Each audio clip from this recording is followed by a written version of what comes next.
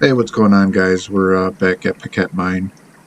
Last weekend, February 6th, it was 6 degrees outside, I believe, when I got there. At least that's what my truck said. It was a bit cold. I think that was probably the coldest ambient temp that I've ever dove anywhere. It wasn't bad. Obviously, we're diving in a mine here, so the water temperature is constant, but diving in the cold did present, its own problems that we had to work with. Primarily, everything tended to freeze pretty quickly, as you can imagine, being 6 degrees outside. But no big deal. I take a propane tank with me with a heater attachment, and that day I happened to take my canopy with sidewalls, so it got us out of the wind. I think it did get up above freezing. I would imagine I didn't spend a whole lot of time in there because it was warmer in the water. But when I did come back from one of the dives, a lot of the snow on the ground had melted, so I would imagine that it was getting above freezing in there, which is nice when it's 6 degrees outside. But more than anything, it got us out of the winds. I think overall it was worth taking it. More about the mine. So like I said, we're back, or I'm back at the Piquette Mine here. The diver you're going to be seeing in this video is Stefan from Outlaw Cave Divers. He was going to be out there that day and invited me to dive with him. I'm always happy to dive with new people, and he has more experience in the cave than I do, so I thought, why not? You can always learn something new from divers who have more time at a certain location, and plus he's a rebreather diver, so I kind of wanted that experience as well, just watching him work his way through the mine and seeing how he does things. It'll come in handy for me once I start to get into rebreather diving myself, which won't be for a little while, but it's never too early to start learning little bits here and there. So, like I said, we're back at Piquette. It was cold outside. The water was a balmy 50 degrees. I believe it got down to about 48 degrees on the deep end. Speaking of the deep end, the entrance to this mine system that you saw in the previous video is actually the entrance to Wilson Mine, and the video you're watching here is also Wilson Mine. Piquette, which this whole cave system is more commonly referred to, is actually just the north end of it. The deep side, which you have to take a tunnel that heads south from the main entrance, or from the entrance to the mine system, from this mine system, is actually Piquette, and that one goes down to a max depth of about 100 feet or so, and then it goes back about 4,600 feet, I believe Tammy mentioned. For those of you who don't know how far 4,600 feet is, I believe a mile is 5,200 feet, so it kind of gives you a little bit of a reference. Or around 5,000 feet, something like that. So it's a good almost a mile back or so. When we did our deep dive, which was my first dive that day, we went back to what most people who know the system refer to as the second circuit. And that is estimated, or at least I was told, about 2,600 feet. So we went about halfway, or just a little bit more than halfway through that system, which was really cool. I had to take a stage bottle and a deco bottle to complete the dive because of the depth, the time, the duration that we were down there, and just the overall length of the swim. It took me and Stefan about an hour and 45 minutes to complete the dive, but with the gas mixes we were taking, we didn't incur too much of a decompression obligation. But a very, very, very cool dive. Given all of the stages or the tanks, I had 3 tanks in an aluminum 40 deco bottle. And then it being the first time going down to that second circuit, I decided not to bring my camera along. So I didn't get any video of that side. I plan to go back there hopefully sometime this winter yet, get some video so I can post it on here. Truth be told, it's a lot more rocks. So what you're seeing here in this video is going to be it's a little bit different. I mean, each system has its own characteristics and so on, but it's a lot of tan, a lot of brown, soot, and a lot of rocks. But interesting nonetheless. You know, and I still find it. I find it a lot of fun to go down in there and explore and see where people used to spend their day making a living. The other thing I noticed on this dive, or actually not that dive in particular, but this dive here, our second dive of the day on the Wilson mine side, the dive plan was to head in, follow the main line, back. And then where it splits off, we were going to go left, and then left again where it reconnects to get back to the ore carts.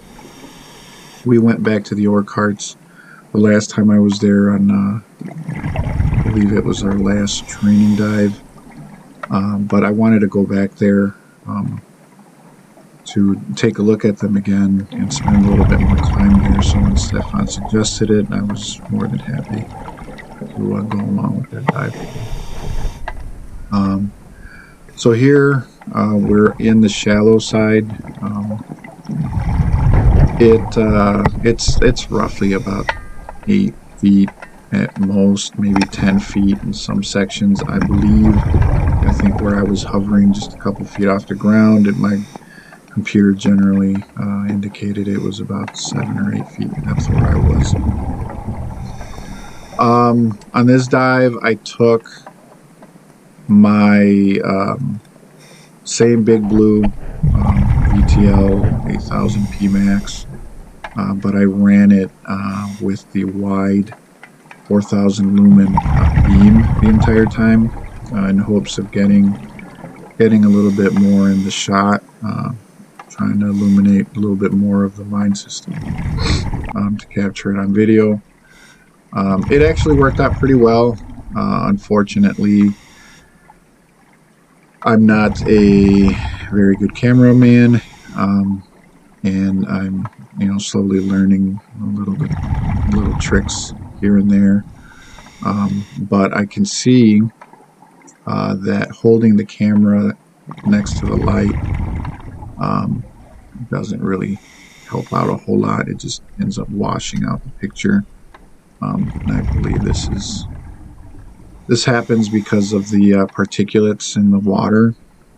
All the turbidity just causes the light to reflect back into the lens, so it just kind of washes out really bad. So in some of these shots where you see that it clears up quite a bit, it's because I have my left arm extended all the way out and kind of shining the light in at an angle. So here it kind of washed it like that. I think I have the light and camera in the same hand. I do that occasionally because I have to manipulate my my inflator hoses, and my inflator hose is for the BC, and obviously the inflator for the dry suit. So that's inevitable for me. I don't have the camera and light set up on two different, I don't have them set up like on a camera rig or anything like that. They're just on separate handles. But the light worked great, considering how dark it is in here and how foggy the water is. I thought it cut through pretty well. I left it in the wide lens mode the entire time. So kind of going back from the beginning of this video, I know I talked about a bunch of other things, but where it started off was right before the deepest section of this mine system. It's about 65 feet there. When you go in, it's around 25-30 feet or so. Then you work your way in about 200 to 300 feet or so. You're pretty much at the deepest 65-70 foot end of that tunnel, and then it comes up again. It's like a ramp. If you can imagine a tunnel or a road inside the side of a mountain, wide enough for like a Mack truck. That's how big these tunnels are, and they're flat and squared off. And I believe that was to leave enough room for these trucks to get in and out of here. So once we got up to the top, you saw Stefan swim into that one opening that goes to the left. That's where the main line splits off. So we're just working our way back towards the back end of this cave system here, or this mine system, where the ore carts are, or at least where like a bunch of them are, because I think I've seen other ones kind of laying about here and there. The interesting thing that I noticed on this dive that I didn't on the first time we were back here, is the formations that some of this bacteria makes, or that are created by this bacteria. I think I mentioned in the last video that Tammy had been doing some research in these mines and studying the bacteria. And the more I dive here, the more I realize, or I've noticed, that it's not just like, I don't know what bacteria generally looks like, but it's not like just a stuff material floating through the water or just accumulating on the ground. It actually takes on, a life of its own. It starts to form different shapes and do different things, and I've noticed that it isn't always the same thing, which is pretty interesting. I think coming up here, I found something that kind of looked like it belonged in a reef. It looked really cool. It had all these little tubes, little holes and stuff. It looked like it was like coral or something, but obviously it wasn't. I asked Tammy what it was. I sent her a still of it, and she told me it was in fact a bacteria formation. So it's really cool. If you're more interested in that, there's another video. I think if you just search on YouTube, Piquette Mine, another guy made a video of all of these different types of formations, and he's got a much better camera and light system, which really illuminates the colors. And so there's that one I was talking about. You can see all the little holes, kind of like on the perimeter of the formation. It's really cool. But anywho, yeah, that other video, he has really nice lights and really nice setup that really kind of gives you a better idea of what they look like. And he spends a lot more time filming them, which I didn't here, obviously. I'm just kind of looking around here. I don't know what most of this stuff is. There's a lot of what appears to be timber. I think the timber might have been used to lay the rails for the cart dollies that were used. I think there's a couple of the dollies kind of sitting on their sides here around all of these ore carts, but I don't know what they were used for. I don't see any timber being used to hold up walls or to support the ceilings or anything like that. So that's kind of what I'm guessing they're for. But I'm looking around here a little bit. I see a few other things I didn't see the last time. A couple more carts all full of soot. More wood. Looks like some metal bits and pieces here and there that were left behind. A couple shovel handles. I don't know what that is. But I kind of just spent some time swimming around here checking everything out. Stefan is still on the main line getting his camera out, so once he gets all set up I work my way back and hang out at the line just so that he can find his way back. But it was a great dive. I strongly suggest you reach out to Tammy if you're interested in anything like this. It's definitely worth the time and effort put into getting certified to get cave certified, get certified to swim in these types of environments. It's highly recommended that you do get training if you do want to visit these types of places. Tammy runs these classes all year long, pretty much.